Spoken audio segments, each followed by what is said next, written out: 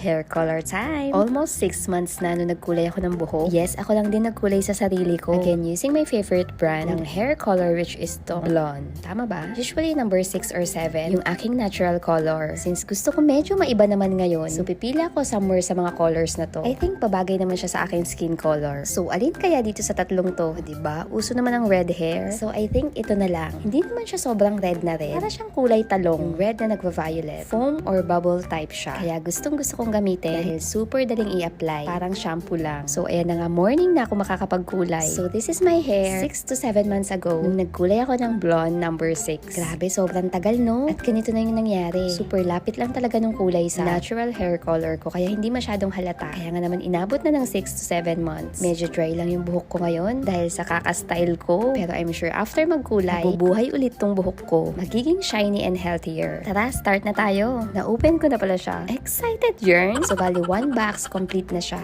Meron ng kasamang gloves. And this one, meron ding treatment. And this one naman yung mismong pangkulay. So, first, pagsasamahin lang yung number 1 and number 2. After that, imimix lang siya this way. Bawal masyadong i-shake. Next, tatanggalin tong takip at ipapalit naman tong takip na to. So, there is a patch test dito where you can perform kung kayo ay first-time user para ma-check kung may allergy kayo. Gloves!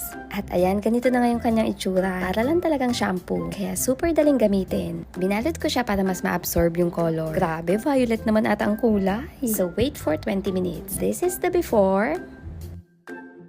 And this is the after. Biglang change venue pa nga. Andito ako sa laundry ngayon. Grabe, super love ko yung color niya. Alam mo yun, hindi siya pack na matingkad. Talagang pag naiilawan lang or naaarawan. Simple na dark color lang siya pero may kulay. What do you think, girl? Ganda ba? Ito naman yung pamangkin ko. Nagkulay din siya first time. Nulayan siya ng papa niya. That's it! Thanks for watching. Don't forget to like, comment, share, and follow. Bye!